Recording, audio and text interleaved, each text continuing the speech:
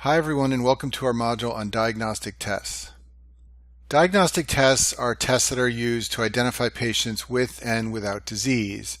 And when we talk about diagnostic tests, the main things we usually focus on are sensitivity, specificity, and positive and negative predictive value. But in this video, I'm going to focus on some special topics related to diagnostic tests, and those are accuracy and precision, ROC curves, and likelihood ratios. Accuracy and precision are terms used to describe the quality of measurements that are used as part of a diagnostic test. Many diagnostic tests involve measuring things like blood glucose or serum troponin level, and we can describe the accuracy and the precision for any diagnostic test that uses measurements like that. Accuracy, which is also known as validity, describes how closely the data measurements match reality. So if we know the blood glucose level and we use our diagnostic test, how closely do we come to the known value? That's the accuracy or validity of our test. In contrast, precision, also known as reliability, describes how closely repeated measurements match each other. So if we measure the blood sugar 5 times on a single sample, how closely do those 5 measurements match each other? That's the precision or reliability of our diagnostic test. And a test can be accurate without being precise, or vice versa. And in order to understand this, I've made some drawings at the bottom of the screen. So let's imagine the center of this bullseye is reality. For example, that's the blood sugar measurement in our sample that we know to be true in reality. And let's imagine all these red dots are a number of measurements of blood sugar that we've taken with our diagnostic test. Well, in this example in the bottom left side of the screen here, all of our measurements are very close to the center. That means that we have accurate measurements that are closely matching reality. Also note that all the repeated measurements are close together. All the red dots are very close to one another. This means that we also have a precise test because repeated measurements match one another. So at the bottom left here is an example of a diagnostic test that is both precise and accurate. The next example has precision but not accuracy, so we're away from the center. We're not coming as close to reality as we did on the left example, but all the repeated measurements are clustered together, so we do have a precise test. So a diagnostic test can be inaccurate, but it can be precise or reliable, and that means that if you repeat the test, you get similar results each time. And then next we've got an example of a test that's accurate but not precise. So the results are clustered around the center, so that's good. We're approaching reality, but the results are not very precise. Some are over here, some are over here. They're not as tightly clustered together as in these two examples here.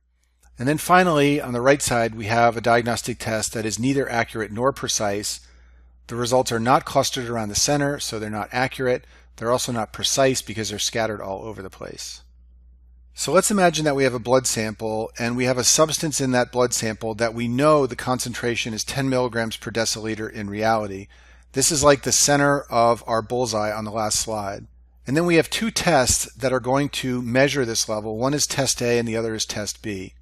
And so we take a whole bunch of measurements with test A and test B and we plot the results like shown on the table here.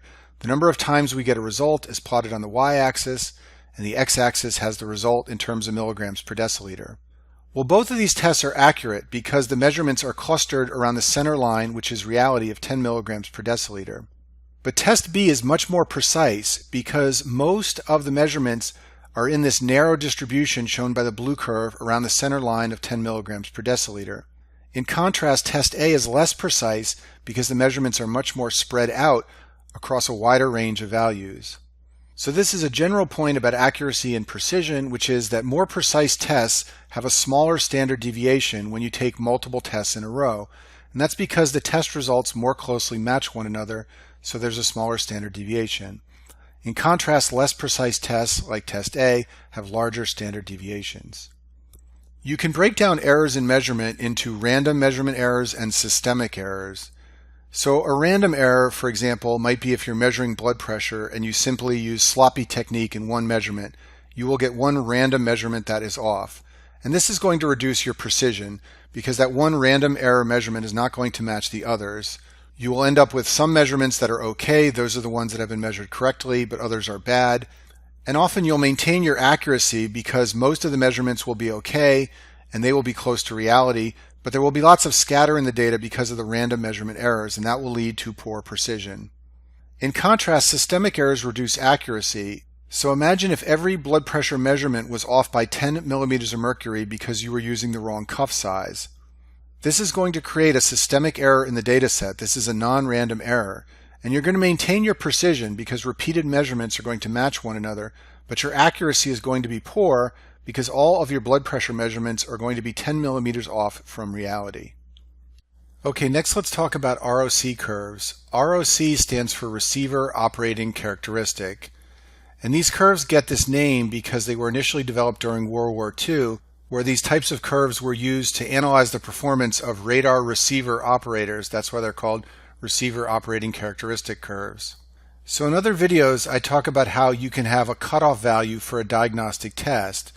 And based on the cutoff value that you choose, your diagnostic test will have a certain sensitivity and specificity. Well, when you're studying a diagnostic test like this, a question that you often have is which cutoff value maximizes the combined sensitivity and specificity of the test. And so ROC curves can be used to answer this question. So let's imagine that we had a group of patients who did not have diabetes. We'll call those the normal patients. And then we had a group of patients who we know have diabetes based on some gold standard test. For example, let's say we use the hemoglobin A1C level. Well, we could then go and measure the blood glucose level in the two populations, and we might get two distributions like what's shown on the slide here. The normal patients would tend to have lower glucose values, and the diabetic patients would tend to have higher values, but there would be some overlap of the two curves. So if we wanted to pick a cutoff value of blood glucose level that was going to define diabetes and say that everyone above this level was going to be considered to have diabetes and everyone below this level was going to be considered to be normal, no matter what cutoff we choose, the test is never going to be perfect. There's always going to be some normal patients on this side of the cutoff who are deemed to have diabetes even though they're normal, and there are going to be some patients on this side of the cutoff who actually have diabetes, but because they're below our cutoff, we declare them to be normal. And so there are lots of different blood glucose levels we could choose as a cutoff. We could choose one over here, one here, one here, one here, and so on. And for each of these levels, we will have a certain number of true positives and false positives, and a certain number of true negatives and false negatives. And also for each of these cutoff points, we're going to have a certain sensitivity and specificity for our diagnostic test for diabetes. So what this means is that we could, in theory, create a table similar to what I've shown in the slide here. I've got different values of blood glucose level that we could use as a cutoff, and for each value there's an associated sensitivity and specificity. If we use a low cutoff, we would have a very sensitive test, but it would not be very specific. If we used a high cutoff, we would have a less sensitive test, but it would be more specific. But the point is, for lots of different values of cutoffs for blood sugar levels, we can generate an associated sensitivity and specificity for our test. So if you understand that, then it's easy to understand an ROC curve. It's simply a plot of all those different cutoff values. What we're plotting is the sensitivity on the y-axis for each cutoff value, and the sensitivity is proportional to the true positive rate. Remember, this is the equation for sensitivity. It's equal to true positives over true positives plus false negatives. So as the true positive rate climbs, the sensitivity climbs, and therefore when we plot the sensitivity on the y-axis, we're also plotting the true positive rate. On the x-axis, however, we're not going to plot specificity. Instead, we're going to plot 1 minus specificity. So why do we do that? Well, the reason is because 1 minus specificity is proportional to the false positive rate. This is the equation for specificity. It's proportional to the number of true negatives. But if you do the math, 1 minus specificity is actually proportional to the number of false positives. And so therefore that's what we plot on the x-axis. So when we plot this on an ROC curve, we're going to get an idea of the trade-off between sensitivity and the false positive rate. Ideally, we'd like to have a very high level on the y-axis, meaning a high sensitivity, but a very low false positive rate on the x-axis. And depending on which cutoff point we choose to operate at, we will have a certain sensitivity and false positive rate. Now, if our diagnostic test were very poor at distinguishing between normal patients and diabetics, we would get an ROC curve that looks like this. What this curve is telling us is every time we try to move to a point that operates higher on the y-axis, in other words, gives us a higher sensitivity, we pay an equal price in a higher false positive rate. And there's no real ideal operating point here that would give us a high sensitivity and a low false positive rate. A better test would look like this. So if our ROC curve looked like this, we could pick a point like here, and we would have a high sensitivity and a relatively low false positive rate. And then an even better test would look like this. If our ROC curve looked like the blue curve here, we could operate at a very high sensitivity and have a very low level for false positive rate along the x-axis. So clearing away my ink, what you're really plotting in an ROC curve is the trade-off between the true positive rate and the false positive rate. Ideally, you want to have a very high true positive rate from your diagnostic test and a very low false positive rate. And an ROC curve lets you see for all the different cutoffs where you would be in terms of true positive rate and false positive rate. So like I told you before, a straight line from the bottom all the way to the top right is a bad test. This would be a test where every time we choose a cutoff point that gives us a little more sensitivity, in other words, a little more true positive rate, we pay an equal price in terms of a higher false positive rate. Another general point is that the closer your curve is, your ROC curve is, to a right angle like this, the better the test. A perfect test would be a right angle like this, and you could operate up here where you have 100% sensitivity and a 0 false positive rate. No test has that ROC curve, but that's the ideal ROC curve. It's also important to know that the point that is closest to the top left corner is the best cutoff to choose if you want to maximize the sensitivity and specificity for your diagnostic test. So if we look at the blue curve on the screen here, this is the top left corner, and this is the point that's closest to it on the curve. So whatever cutoff for diabetes gave us this point here, that's what we would want to choose in order to maximize sensitivity and specificity. This point will give us a very high sensitivity, and we will pay a very small price in terms of our false positive rate. And then another thing to be aware of in terms of ROC curves is that the area under the curve tells you something about how good your diagnostic test is. So a useless test is a straight line like this, and it has an area under the curve here of half of the square shown on the screen here, half of this whole area here. So a useless test has a 0.5 or 50% area under the curve.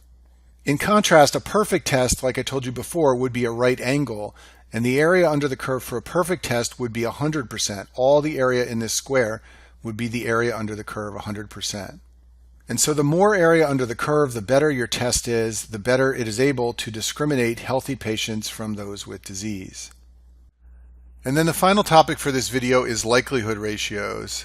So in order to understand a likelihood ratio, we have to first talk about the concept of pre-test probability. So let's imagine we're going to order an EKG on a patient to try and decide whether or not we think that patient has coronary disease.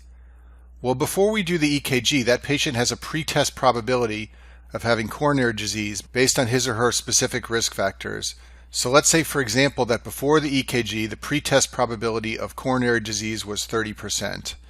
Well, after we do the EKG, we will have a new probability of the patient having coronary disease, and that's called the post-test probability. If the EKG is negative for findings of coronary disease, then there will be a post-test probability for a negative test, which will be something below 30%. And if the EKG is positive, there will be a post-test probability from the positive test that will be something higher than 30%. So what the likelihood ratio does is tell you how much the probability shifts when an individual has a positive or negative test.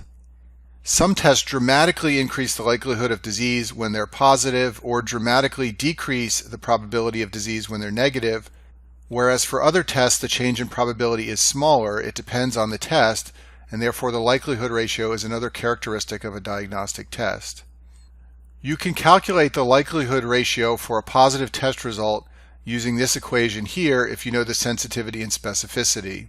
You can also calculate the likelihood ratio of a negative test result using this equation here.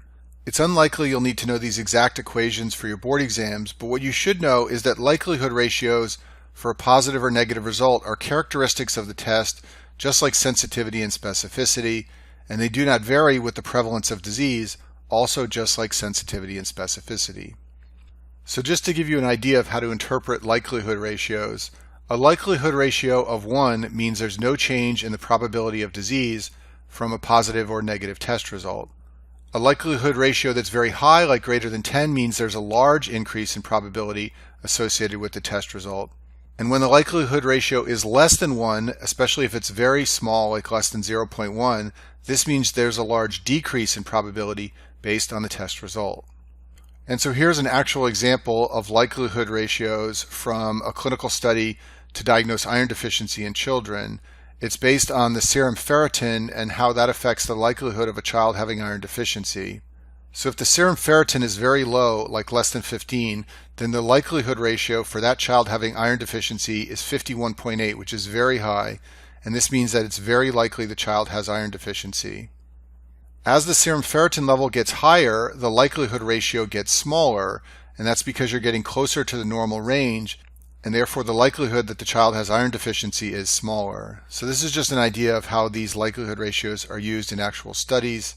It's telling you how much the test result changes the likelihood of disease in an individual patient.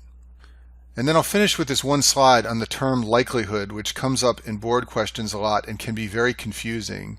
If a board question asks you for the likelihood of disease in a person with a positive test, they're talking about the positive predictive value. By the same logic, if they ask for the likelihood of disease in a person with a negative test, they're talking about the negative predictive value. If, however, they ask you what the positive likelihood ratio is, then they're talking about the likelihood ratio, and that comes from that equation we talked about a few slides ago based on sensitivity and specificity. By the same logic, if they ask for the negative likelihood ratio, that also comes from the sensitivity and specificity as we talked about earlier. And that concludes our module on diagnostic tests.